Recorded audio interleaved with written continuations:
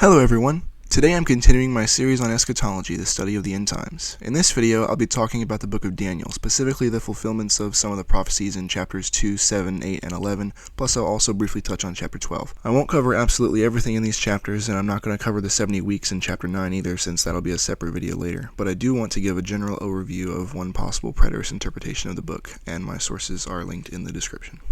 So first, in chapters 2 and 7, we have two parallel prophecies of four historical empires.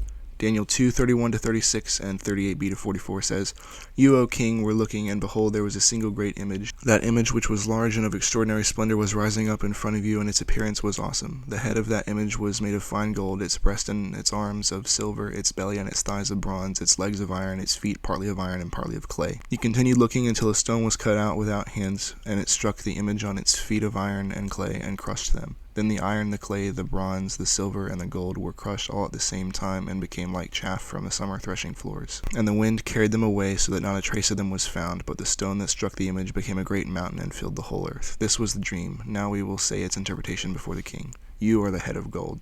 But after you there will arise another kingdom inferior to you, and then another third kingdom of bronze, which will rule with power over all the earth. Then there will be a fourth kingdom as strong as iron, inasmuch as iron crushes and shatters all things, so like iron that breaks in pieces, it will crush and break all these in pieces. Now in that you saw the feet and toes, partly of potter's clay and partly of iron, it will be a divided kingdom, but it will have in it the toughness of iron, inasmuch as you saw the iron mixed with common clay.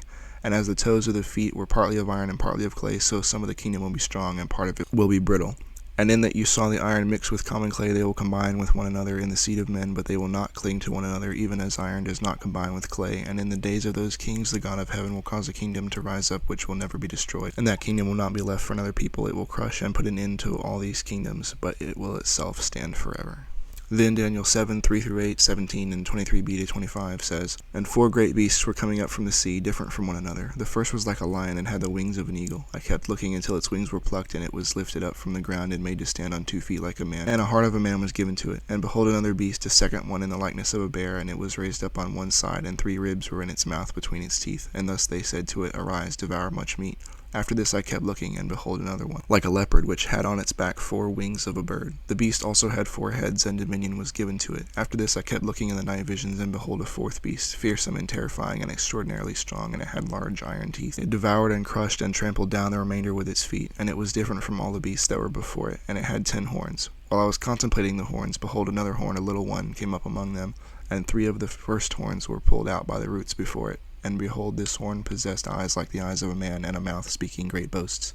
These great beasts, which are 4 in number, are 4 kings who will arise from the earth. The fourth beast will be a fourth kingdom on the earth, which will be different from all the other kingdoms, and will devour the whole earth, and tread it down, and crush it. As for the 10 horns, out of this kingdom 10 kings will arise, and another will arise after them, and he will be different from the previous ones, and will make low 3 kings. He will speak words against the Most High, and wear down the saints of the highest one, and he will intend to make changes in seasons and in law, and they will be given into his hand for a time, times, and half a time." So the prophecy is about 4 different consecutive world empires, but we have 2 different options for what the 4 empires are. As for the first one, literally everyone agrees that it's Babylon, the kingdom at the time the prophecies were given, because Nebuchadnezzar, the ruler of Babylon, is the head of gold in chapter 2, and because the first beast in chapter 7 matches Nebuchadnezzar in Babylon as well. Jeremiah describes Nebuchadnezzar as a lion and an eagle in Jeremiah 49:19-22. In Daniel 7:17 it says that the 4 beasts are not only 4 kingdoms but also 4 kings, and Nebuchadnezzar is clearly the first one. This makes sense because kings are representative of their kingdoms, and John does the same thing in Revelation with the sea beast referring both to Rome in general as well as Nero in particular, as I showed in my 5th eschatology video.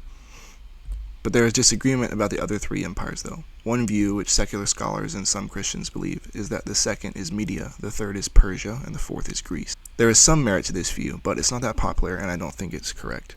Rather, the second beast is Medo-Persia, that is both Media and Persia combined. The third beast is Greece, and then the fourth beast is Rome, just like the beast in Revelation is. There are several different reasons why this is a much better view. First, Media and Persia were never really 2 separate empires. Media was only an empire insofar as it was part of the Persian Empire. It was never at any point a separate world power after the Babylonian Empire, so it makes no sense for the second empire to just be Media. Second, Medo-Persia is explicitly named in the very next chapter as being one single beast, not 2. Third, the second kingdom on the statue in chapter 2 has 2 arms, which represent 2 parts of one single empire. Fourth, the bear being raised up on one side indicates that there are 2 sides, and one is superior to the other, namely that one empire consists of both Media and Persia, with Persia being superior. Fifth, the three ribs in the bear's mouth represent the three conquests of the Medo-Persian Empire, which were Babylon, Lydia, and Egypt. Sixth, Cyrus was the one who conquered Babylon, but he was a Persian, not a Mede. Seventh, in verses 8 and 15 of Daniel 6, the chapter right before this, there are references to the laws of the Medes and the Persians, indicating that they were ruled by one Medo-Persian legal system. Eighth, the third empire, being both the belly and the thighs, signifies the division of Greece, with the two most prominent Greek kingdoms being Syria in the north and Egypt in the south. Ninth, the fourth empire having two legs makes sense of Rome being divided between east and west. 10th, the beast of Revelation, which is Rome and not Greece, matches the description of Daniel's fourth beast. Both of them have 10 horns, and just as the fourth beast devoured the first three, so also John's beast is described as having the features of a leopard, a bear, and a lion, the first three beasts. And 11th, the Messianic kingdom is said to arise from the fourth beast, which happened during the Roman Empire, not the Greek Empire. So the second beast clearly has to be the Medo-Persian Empire, and is embodied by Cyrus the Great in the same way that Nebuchadnezzar embodied Babylon. Now, it had to be inferior to Babylon in some way, since each of the four is inferior to the previous ones because the statue progresses from gold to silver to bronze to iron and clay. But none of them are inferior in size or power because Medo-Persia was larger than Babylon and Rome was the largest and the most powerful. Rather, as John Calvin says, they are morally inferior, with each empire being more wicked than the last and persecuting believers more horribly, and Rome was certainly the worst of the four in this way. Now, the third beast represents Greece and is embodied in Alexander the Great. The beast is a leopard with 4 heads and 4 wings, indicating the amazing speed with which Alexander conquered the world. He took the entire Medo-Persian Empire in only 10 years. And the 4 wings not only represent speed, but also the 4 corners of the world, since Alexander conquered the whole known world of that time. The leopard's 4 heads represent how his empire was split into 4 parts after his death because he had no living heir to the throne, and therefore his generals took control of different areas. 2 of these 4 kingdoms are the focus of much of chapter 11. The Seleucids were the kings of the north, ruling over Babylon, Syria, and most of the Middle East, and the Ptolemies were the kings of the south, ruling over Egypt and Palestine. These kingdoms are the thighs on the statue, and I'll talk more about them later on in this video. Now, the 4th beast is Rome, which conquered the Greek Empire and was embodied by the Caesars. The 10 horns and the 10 toes on the statue represent the 10 major provinces of the Roman Empire, each ruled by a governor. And the little horn that wages war against the saints is, of course, Nero Caesar, the beast of Revelation, who caused the Great Tribulation in the 1st century. The iron and clay in the statue represent the divisions in the Roman Empire at this time, which caused the Roman civil wars in AD 68 to 69, with the clay also specifically representing the weakness of some parts of the empire at this time. Next, Daniel 8, 2-8 and 20-22 says, "And I looked in the vision, and it happened that while I was looking, I was in the citadel of Susa, which is in the province of Elam. And I looked in the vision, and I myself was beside the Olyott canal. Then I lifted my eyes and looked, and behold, a ram which had 2 horns was standing in front of the canal. Then the 2 horns were long, but one was longer than the other, with the longer one coming up last.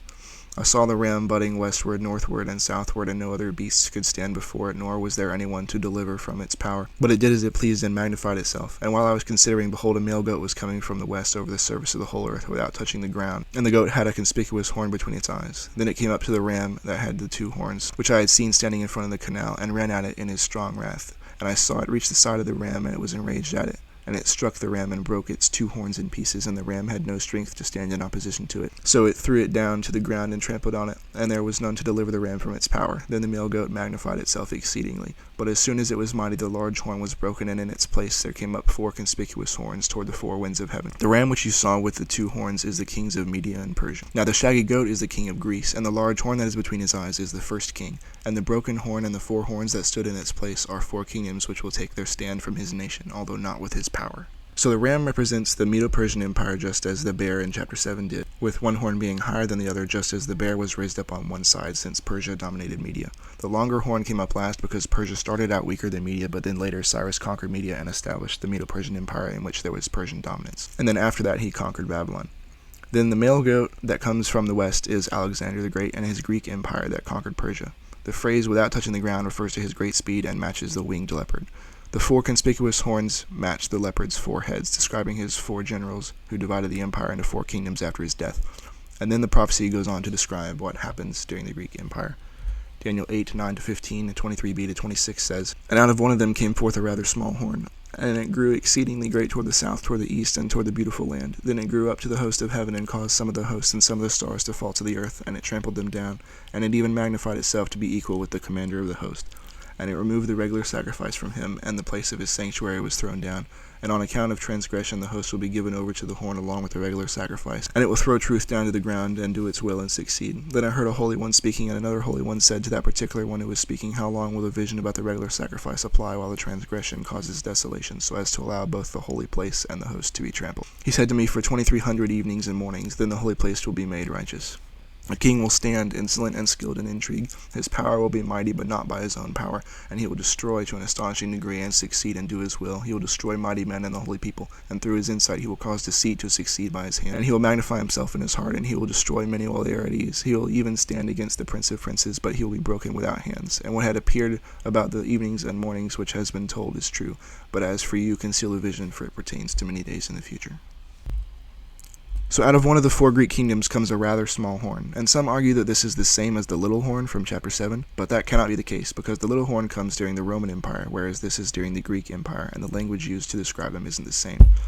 That little horn has to be Nero, as I said, but this small horn is universally agreed among scholars to be the 8th Seleucid king, Antiochus IV Epiphanes. He started small because he was not the rightful heir to the throne, but he was known for his deceptive tactics and managed to take power with flattery and bribery. He then became an evil tyrant that persecuted the Jews, and he thought of himself as a god equal to Yahweh, indicated by his name Epiphanes, which he called himself, but everyone thought he was insane and thus called him Epimanes instead, since that's a similar sounding word which means madman. He forbade the observance of the Jewish ceremonial law and required the Jews to worship the Greek gods instead of Yahweh, removing the regular sacrifice from him, and he even desecrated the temple by setting up an altar to Zeus in it and offering a pig on it. Now, there are 2 different views on what the 2300 evenings and mornings are and when this time period began, but virtually everyone agrees that the period ended with the rededication of the temple, making it righteous, by Judas Maccabeus on December 14th, 164 BC. So one option is that it is counting the number of evening and morning sacrifices that would have been given but weren't, in which case it is a period of 1150 days and not 2300 days, and it began roughly when Antiochus set up the altar in December 167 BC. However, 1150 days before December 14th, 164 BC would be October 21st, 167 BC. So either the number is simply symbolic and approximate, or the daily sacrifice was forbidden a couple months before the altar to Zeus was set up in December. Alternatively, the time could just be 2300 days, which I think is much more likely, in which case the first day was August 29th, 170 BC, which makes sense because that's about when the high priest Onias III was murdered and the persecution of the Jews began. And lastly, the king being broken without hands simply means that he wouldn't die in battle or be assassinated, which matches Antiochus because after the Jews defeated his forces in Palestine, he simply died from grief and regret. And now we come to chapters 11 and 12, which contain one very long prophecy. Daniel 11, 2-5 says, So now I will tell you the truth. Behold, 3 more kings are going to stand in Persia. Then a 4th will gain far more riches than all of them. As soon as he becomes strong through his riches, he will arouse the whole empire against the kingdom of Greece. And a mighty king will stand, and he will dominate with great dominion and do as he pleases. But as soon as he stands, his kingdom will be broken up and parceled out toward the 4 winds of heaven, but not to his own descendants, nor according to his domination with which he dominated, for his kingdom will be uprooted and given to others besides them. Then the king of the south will grow strong, along with one of his princes, who will grow strong over him and obtain dominion. Indeed, his domain will be a great dominion. So after Cyrus the Great, there would be 4 more notable kings of Persia before Greece took over. The first 3 were Cambyses, Smerdis, and Darius I Hystaspes, who isn't the biblical Darius. And then the last was Xerxes I, who was very rich and warred against Greece. This caused Alexander the Great, the mighty king, to retaliate and conquer Persia. He died young from a fever at the height of his empire, and it was divided into 4 parts among his generals instead of his descendants, as I said earlier, since both of his sons were murdered. Verse 5 is describing the first Syrian war, and the king of the south here refers to Ptolemy I, who ruled over Egypt and Palestine, the most southern of the 4 Greek kingdoms. Seleucus I Nicator was one of his princes, who then went up to Syria and began the Seleucid kingdom. The Ptolemaic kingdom became very strong, and the Seleucid kingdom even more so, whereas the other 2 weren't as powerful and are largely left out of the prophecy from here on out because they don't matter very much to the Jews whose land was between the Ptolemaic and Seleucid kingdoms. So verses 5 through 20 are almost entirely about the Syrian wars in this region. So Daniel 11, 6-9 says, And after some years they will form an alliance, and the daughter of the king of the south will come to the king of the north to carry out an equitable arrangement. But she will not retain her position of power, nor will he continue to stand with his power, but she will be given up, along with those who brought her in, and the one who fathered her, as well as he who strengthened her in those times. But one of the descendants of her line will stand in this place, and he will come against their military force and enter the fortress of the king of the north, and he will deal with them and display strength, and also their gods with their metal images and their desirable vessels of silver and gold he will bring into captivity to Egypt, and he on his part will stand back from attacking the king of the north for some years. Then the latter will enter the kingdom of the king of the south, but will return to his own land.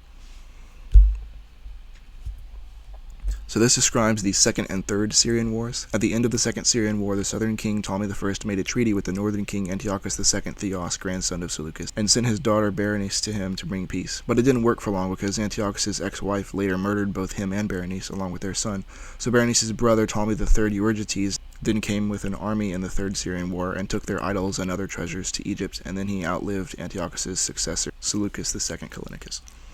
And next are the Fourth and Fifth Syrian Wars. Daniel 11:10-12 says, "And his sons will wage war, so they will gather a multitude of great forces, and one of them will keep on coming and overflow and pass through, that he may again wage war up to his very fortress. And the king of the south will be enraged and go forth and fight with the king of the north. Then the latter will cause a great multitude to stand, but that multitude will be given into the hand of the former. Then the multitude will be carried away, his heart will be lifted up, and he will cause tens of thousands to fall, yet he will not prevail." So this describes the Fourth Syrian War, in which Antiochus III the Great invaded Palestine, which was part of the southern kingdom, and he was defeated by Ptolemy IV Philopator, despite having a larger army, and both kingdoms were weakened. Then Daniel 11:13-16 says, "And the king of the north will again cause a much greater multitude than the former to stand. And at the end of the times of those years he will keep on coming with a great military force and much equipment. Now in those times many will stand against the king of the south. The violent ones among your people will also lift themselves up in order to cause the vision to stand, but they will fall down. Then the king of the north will come, cast up a siege ramp, and capture a well-fortified city, and the might of the south will not stand, not even their choicest troops, for there will be no strength to make a stand. But he who comes against him will do as he pleases, and no one will be able to stand in opposition to him. He will also stand for a time in the beautiful land, with destruction in his hand." This is the Fifth Syrian War, in which Antiochus III, allied with Philip V of Macedon and Jewish insurrectionists, returned years later with an even larger army and conquered the lands of Phoenicia and Palestine, besieging Sidon and taking the land of Israel from the Ptolemaic kingdom. In Daniel 11:17-20 says, "And he will set his face to come with the authority of his whole kingdom, bringing with him an equitable proposal, which he will put into effect. He will also give him the daughter of women to destroy it, but she will not take a stand for him or be on his side.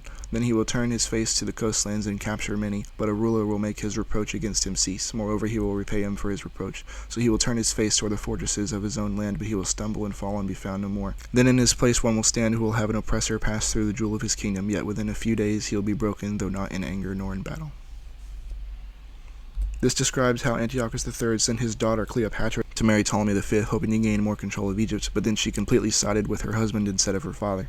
Later, Antiochus went to conquer territory in and around the Mediterranean Sea, angering both the Romans and Philip V of Macedon, who defeated him. Since he was forced to pay back the Romans for the wars, he needed money and attempted to plunder a pagan temple in his own land, but was killed by an angry mob in the process. Then his son Seleucus IV Philopator became king and raised taxes to pay the Romans for his father's wars, but was soon poisoned to death by his prime minister Heliodorus, who wanted the throne, aided by none other than Antiochus IV Epiphanes. And now verses 21-35 are all about this Antiochus Epiphanes, paralleling chapter 8. It says, "And in his place a despised person will stand, to whom the splendor of the kingdom has not been given. But he will come in a time of ease and take hold of the kingdom by intrigue. But the overflowing might will be flooded away before him and broken, and also the prince of the covenant. And after an alliance is made with him, he will practice deception, and he will go up and gain power with a small force of people. In a time of ease he will enter the richest parts of the province, and he will do what his fathers never did, nor his fathers' fathers. He will distribute plunder, spoil, and possessions among them, and he will devise his schemes against strongholds, but only for a time.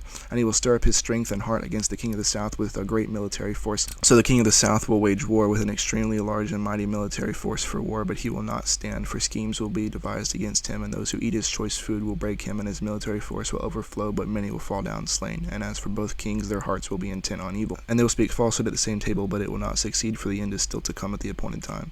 Then he will return to his land with great possessions, but his heart will be set against the holy covenant, and he will take action and then return to his own land. At the appointed time he will return and come into the south, but this last time it will not happen the way it did before. Indeed, ships of Kittim will come against him, therefore he will be disheartened and will return and become indignant at the holy covenant and take action. So he will come back and show regard for those who forsake the holy covenant. Mighty forces from him will stand, profane the sanctuary fortress, and abolish the regular sacrifice. And they will set up the abomination of desolation. And by smooth words he will turn to godlessness those who act wickedly toward the covenant, but the people who know their God will display strength and take action. And those who have insight among the people will give understanding to the many, yet they will fall by the sword and by flame, by captivity and by plunder for many days. Now when they fall they will be granted a little help, and many will join with them in intrigue. And some of those who have insight will fall, in order to refine, purge, and make them pure until the time of the end, because it is still to come at the appointed time." Antiochus IV was another son of Antiochus III and was Seleucus IV's brother. Seleucus IV's heir, his son Demetrius I Soter, was held captive in Rome, so after flattering the king of Pergamum to get his allegiance, Antiochus ousted Heliodorus and seized the throne for himself. But we also have the Sixth Syrian War, in which Ptolemy VI Philometor agreed to be Antiochus's ally in order to get his throne back in Egypt. But then after doing so, Ptolemy betrayed him and tried to get Antiochus's troops out of Egypt. So Antiochus, being a master of political intrigue, invaded the richer provinces and redistributed their wealth to the people to gain their loyalty. Then he attacked Egypt and won with the help of many Egyptians who betrayed Ptolemy. Antiochus had been deceptively pitting him against his brother Ptolemy VII Euergetes, who then became king, and Antiochus returned home to find a Jewish insurrection which he put down, killing 80,000 Jews and looting the temple. Then he invaded Egypt again, but was unsuccessful and humiliated. He was furious and decided to take out his anger on the Jews, being indignant at the Holy Covenant. The prince of the covenant was the high priest of Israel, Onias III, who was deposed in 175 BC when his brother Jason conspired with Antiochus for the position, but then Jason was also replaced when another priest named Menelaus offered Antiochus even more money, and then drove Jason away as a fugitive and murdered Onias in 170 BC. The 2300 evenings and mornings started when Menelaus became the high priest and Onias was killed, and this coincided with the beginning of Antiochus's persecution of the Jews. Later on, his forces profaned the temple, outlawed sacrifices to Yahweh, set up an altar to Zeus, and offered a pig on it, as I said earlier, and this whole series of events is referred to as the Abomination of Desolation. And it was at this time that Judas Maccabeus and his sons successfully led a revolt, and then the temple was rededicated. And now we have a significant time gap before the next verse. Chapter 11 started with the second beast, and then was about the third beast for a long time, with several time jumps in the first 20 verses between the Syrian wars, and now after Antiochus we jump 200 years to the 1st century AD during the time of the fourth beast.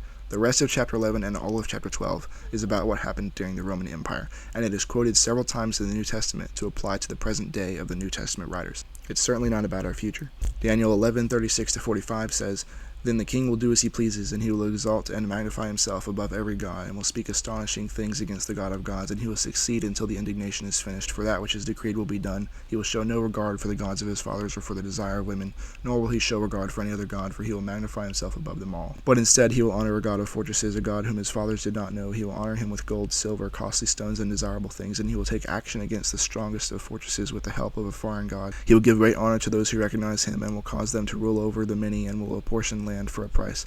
And at the time of the end, the king of the south will collide with him, and the king of the north will storm against him with chariots, with horsemen, and with many ships, and he will enter lands, overflow them, and pass through. And he will also enter the beautiful land, and many countries will fall, but these will be rescued out of his hand, Edom, Moab, and the foremost of the sons of Ammon. Then he will send forth his hand against other countries, and the land of Egypt will not escape, but he will rule over the hidden treasures of gold and silver, and over all the desirable things of Egypt, and Libyans and Ethiopians will follow at his heels. But reports from the east and from the north will dismay him, and he will go forth with great wrath to destroy and devote many to destruction, and he will pitch the tents of his royal pavilion between the seas and the beautiful holy mountain. Yet he will come to his end, and no one will help him." This cannot still be describing Antiochus IV Epiphanes, because he just doesn't fit the description. It says this king will have no regard for the gods of his fathers, which was not true of Antiochus. The events described do not fit that time period, but as John Calvin says, it does fit the Caesars and the Roman wars in the 1st century, and verse 36 is referenced in 2 Thessalonians chapter 2 to describe the man of lawlessness, who Paul said was someone alive in his own day, and who I believe to be Nero Caesar, though I'll have to show that in another video later.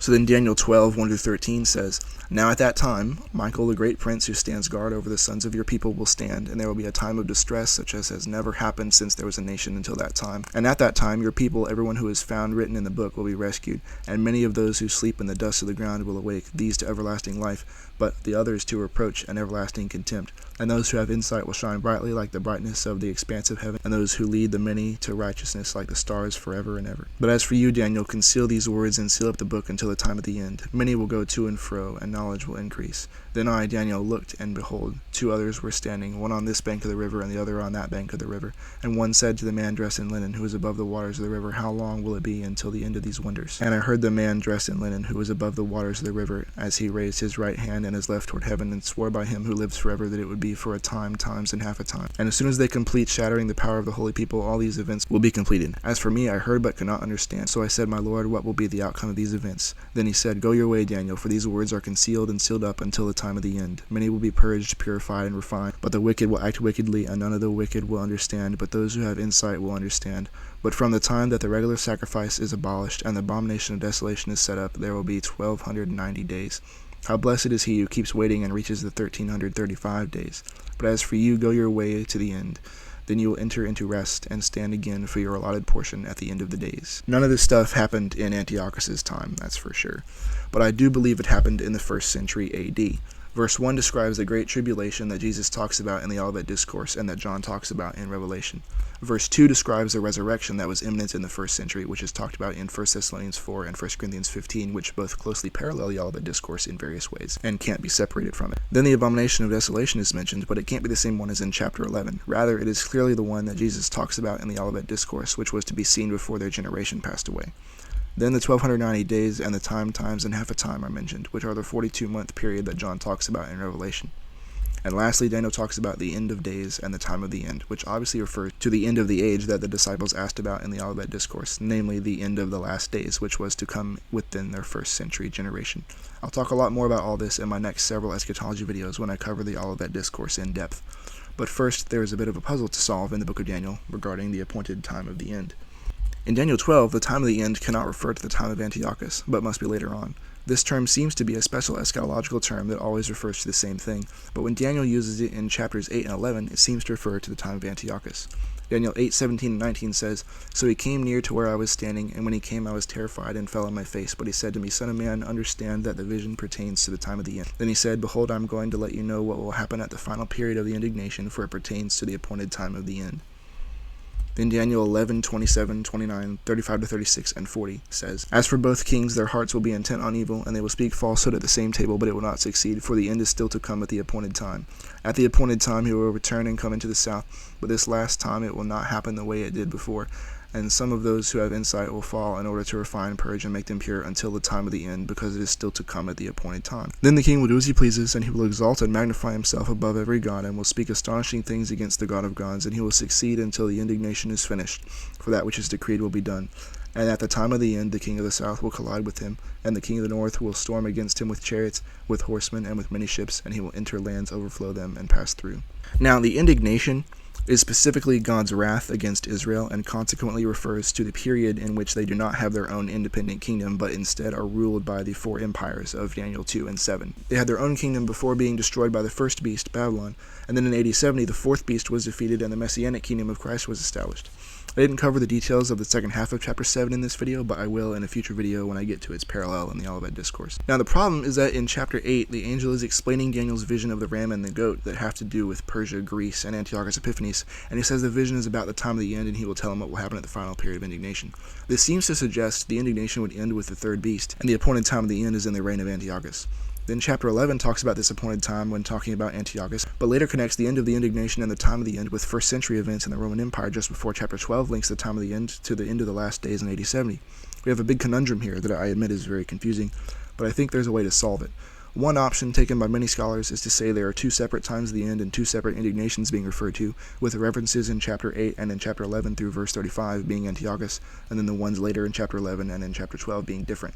An alternate version of this is to take the one in verse 35 and apply it to the later one, and interpret "make them pure until the time of the end" as something that applies to the whole time gap, but still separate this from the time of the end mentioned earlier. But both of these solutions seem very inconsistent and unsatisfactory to me, so I have a different idea. I think it's possible to make every reference to the time of the end be ultimately about AD 70 and not directly about Antiochus. Think about this. All 4 beasts are really just different manifestations of one and the same beast. Each empire absorbed the territory of the last one. They are all part of one and the same statue that is struck by the rock, and they are all judged together in Daniel 7.